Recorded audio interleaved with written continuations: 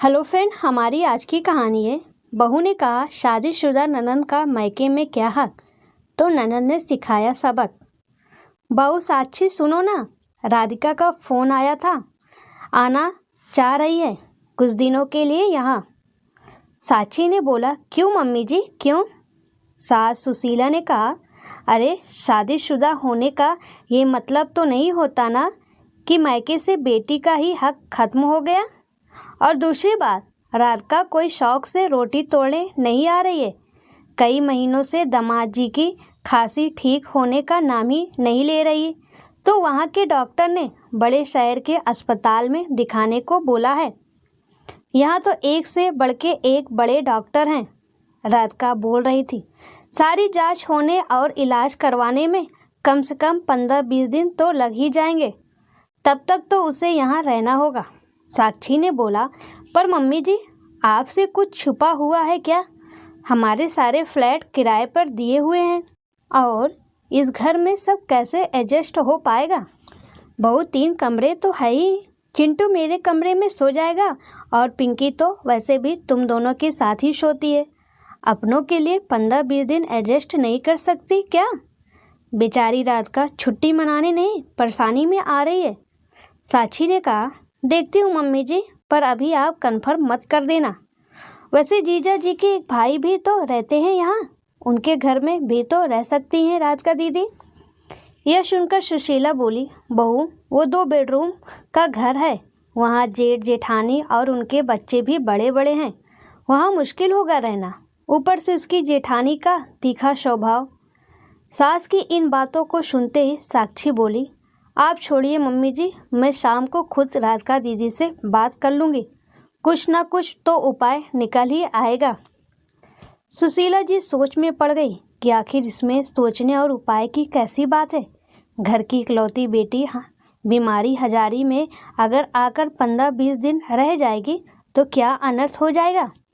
राधिका ने तो हमेशा साक्षी को छोटी बहन की तरह माना है। शायद राधिका का तौर तरीके सिखाना और उचित सलाह देना पढ़ी लिखी साक्षी को पसंद नहीं आया और वो मन ही मन उससे खार खाने लगी और पसंद नहीं करने लगी। दामाद जी नौकरी पेशे वाले थे और बच्चे स्कूल जाने वाले, तो वैसे भी कभी 1-2 दिन से ज़्यादा नहीं रुकी राधिका, लेकिन उतने कम दिनों में भी साक्षी उससे कटी कटी रहती। साक्षी का बदलता रवैया देखकर राधिका ने उसे सलाह मशवरा देना भी बिल्कुल बंद कर दिया था, पर साक्षी का स्वभाव नहीं बदला और शायद इसी कारण से साक्षी नहीं चाहती थी कि राधिका यहाँ आकर रहे। पर मायका होते हुए बेटी होटल में रहे, ये भी तो शोभा नहीं देता। और फिर वो राधिका को कैसे कहेगी कि वो यहाँ आकर ना रहे, वो भी तब जबकि उसका बर्ताव पूरा नहीं है। दीदी, कल से 4 बार फ़ोन कर चुकी हूँ, आप फ़ोन क्यों नहीं उठा रही हैं? साक्षी ने तख्स लफ्जे में राधिका से कहा। राधिका ने कहा, क्या बताऊं भाभी, कल से हमारे बगल में इतना हंगामा मचा हुआ है कि उसी में उलझी पड़ी हूँ। हमारे बगल वाले भैया ने अपनी ज़मीन बिल्डर को दे दी। अभी 8 दिन पहले उस बिल्डर ने नीचे एक बड़ा सा शॉपिंग कॉम्प्लेक्स और ऊपर फ्लैट बनाने की बात की। भैया को 20 फ्लैट में से 6 फ्लैट देगा और 20 दुकानों में से 10 दुकान देने की बात हो गई थी। काम शुरू होने ही वाला था कि उनकी दोनों बहनें आकर धमकी और अपना हिस्सा मांगना शुरू कर दिया। और भैया कह रहे हैं, सब बांट ही देंगे तो हमारे पास क्या बचेगा? तुम लोगों की शादी और दहेज में तो खर्च किया ही था, अब इसमें से कुछ नहीं मिलेगा। पर बहनों ने कोर्ट जाने की धमकी दी और पुलिस दरोगा बुलाकर काम भी रुकवा दिया और बोली, पिताजी का घर रहता तो हम हक ना मांगते, पर जब उस पर भाई इतना लंबा चौड़ा बिजनेस कर रहा है तो हमें भी अपना हिस्सा चाहिए। दोनों पक्षों को समझाने में सबके साथ मैं भी व्यस्त थी। भाभी, आप तो मेरी आदत जानती ही हो, इस चक्कर में फ़ोन नहीं देख पाई। इस तरह से ननद और भाभी में लंबी बात चली। बोली, भाभी आप क्या कह रही थी? साक्षी अपने ननद की ये बातें सुनकर हड़बड़ाहट में बोली, मैं क्या कह रही थी?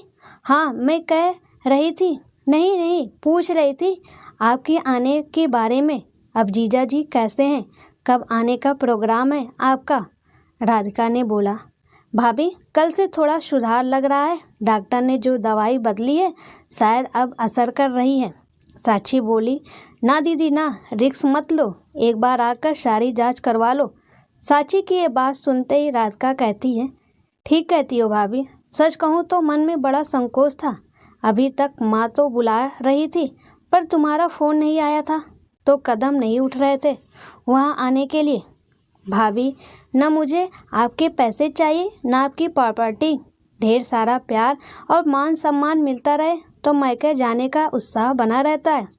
साक्षी अपने स्वर में मिठास घोलते हुए बोली, दीदी आपका घर है, चाहे जब आओ जाओ, और प्यार मान सम्मान आपको नहीं मिलेगा तो किसे मिलेगा? भला कोई और बेटी थोड़ी है इस घर की। भले ही ऐसे फ़ोन करती ना करती, जीजा जी की तबीयत की बात थी तो फ़ोन करना ही था। साक्षी फ़ोन रखने के बाद सोचने लगी कि मैंने तो सोचा था कि अपनी ननद से कहूँगी, दीदी मैं तो कुछ दिन के लिए मैके जाने को सोच रही हूँ, आपको आना हो तो आ जाओ। ननद खुद इशारा समझ जाएगी और नहीं आएगी। लेकिन फ़ोन पर ननद की बात सुनकर तो साक्षी का माथा ही ठंडा हो उठा।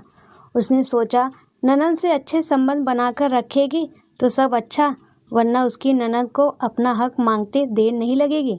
साक्षी ने ठान लिया कि वो अपनी ननद से बना के रखेगी, नहीं तो प्रॉपर्टी का बंटवारा न हो जाए। इस तरह से ननद और भाभी के रिश्ते अच्छे हो गए और इस तरह भाभी को सबक भी मिल गया।